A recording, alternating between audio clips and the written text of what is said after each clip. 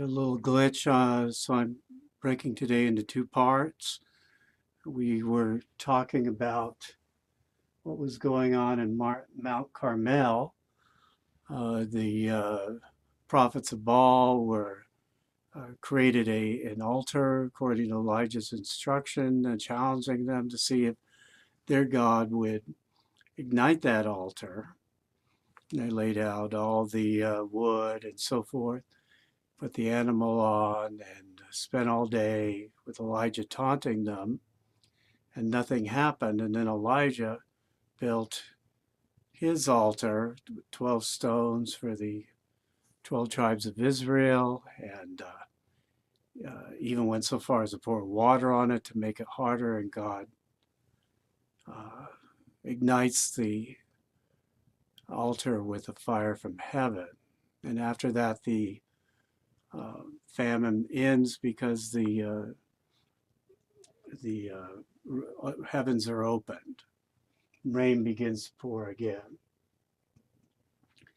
But after this, we come to this section I wanted to read today on the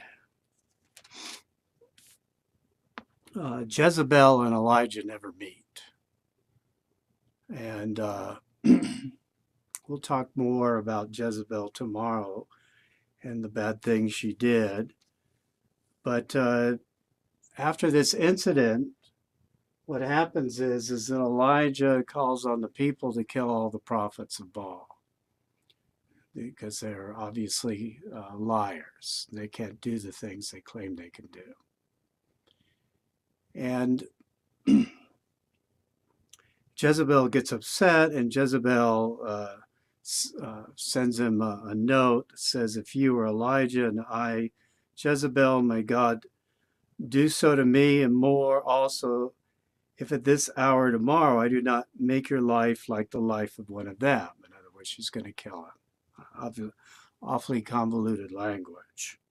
So Elijah takes off for the wilderness, and he's in despair. Now, why Elijah's in despair exactly after this triumph isn't really psychologically clear to the reader, but maybe he had a personality that tended to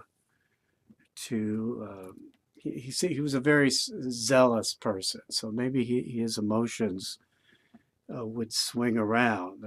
Understanding the character of Elijah and a lot of these details has exhausted the intellect of many a biblical theologian.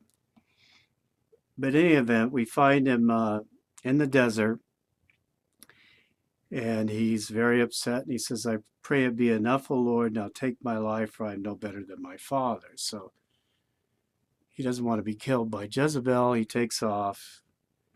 And at that point, an angel, the angel of the Lord, comes to him and gives him food and drink. And then he goes 40 days fasting into the desert, emblematic of the 40 years that the Israelites spent in the desert, back to Mount Sinai, to Mount Horeb in the text. So these are equivalent terms in the Old Testament. He goes back to Mount Sinai, fasting. So he's returning. He's doing things in reverse and going back to the source. And so when we look at this text, we'll see that it's contrasting with Moses. Whereas Moses, Elijah's in a cave, Moses is in a cleft of the rock. Moses wants to see the glory of God. God's hand hides him, so he can't see the face of God, but he sees the back of the glory of God, and so forth. We went over this text. But here's what happens with Elijah. Behold, the word of the Lord came to him and said to him, remember, the word of the Lord appears visually to Abram in Genesis. So it's not, we think, well, the word of the Lord, he hears something. It could be he sees something. It's not clear. Elijah, what are you doing here? And Elijah said, I have been very zealous for the Lord Almighty, since the children of Israel have forsaken you. They tore down your altars and killed your prophets with the sword. I alone am left, and they seek to take my life. Now, it wasn't quite true that he was the only believer and even the only prophet, but he's exaggerating in his despair of how bad things are, as we mentioned, how bad things are in this period for believers in the Lord. And the Lord replied, Go out tomorrow and stand on the mountain before the Lord, and behold, the Lord will pass by. And before the Lord, a great and powerful wind will be rending the mountains and shattering the rocks. But the Lord will not be in the wind. After the wind, an earthquake, but the Lord will not be in the earthquake. After the earthquake, there will be a fire, but the Lord will not be in the fire. So the kinds of theatrical theophany that we find in the Pentateuch, in the Torah, are not happening for Elijah. He doesn't see the Lord in these big manifestations. Instead, it says, after the fire, there will be a sound of a gentle breeze, or in other translations from the Hebrew, a still small voice, and the Lord will be there. So this takes us back to the psalm we were reading about, to be still and know that I am the Lord, that in the ethos of our hesychastic tradition is really exemplified in this text, that the Lord is found in quiet, in stillness, not in great manifestations. So after this, he doesn't seem to cheer up much, though.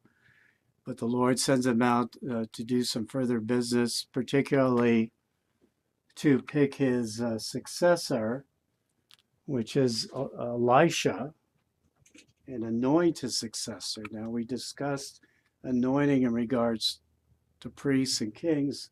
Now, anointing comes in for prophets. Now, Elisha in Greek is Eliseos, a pretty common monastic name, at least. I don't recall knowing many laymen named this, but I did know quite a few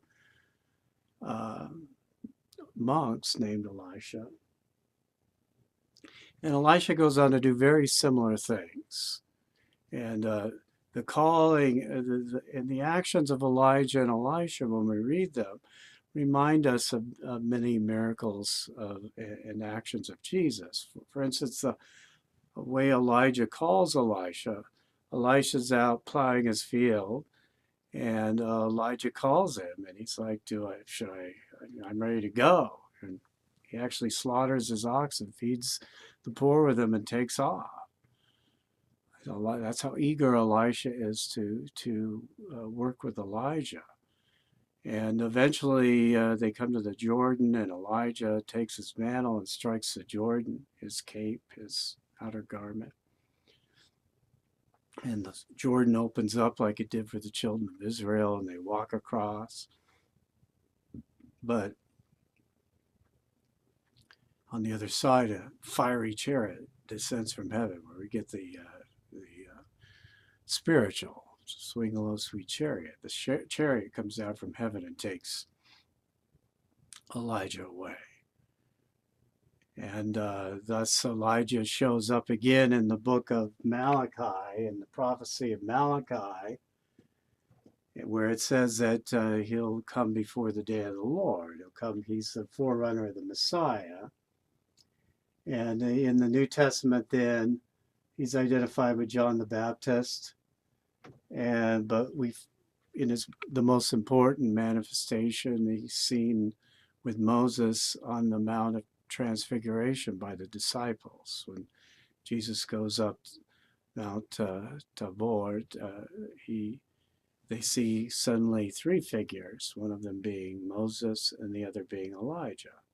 Why? Because Moses and Elijah met the word of the Lord, the theophany of the Lord, which Jesus is, both on Mount Horeb, Mount Sinai, the same mountain. And so he repeats the key theophany, and he does come in the time of Christ as a witness to him. So this is a very short appendix to to today's video because I had some technical problems. But we'll proceed tomorrow. Now moving into the 8th century, and with the fall of the House of Omri, where things start to go bad for the Northern Kingdom. So thank you for sticking with me today. I'm sorry it's broken into 2 parts. Maybe one day I'll have the strength to record the whole thing over again. But otherwise, I'll see you tomorrow. And we're halfway through Lent. Of course, we have Holy Week on the end of Lent, but at least we're halfway through Lent, 20 days. See you tomorrow. Have a great Sabbath day and Lord's Day.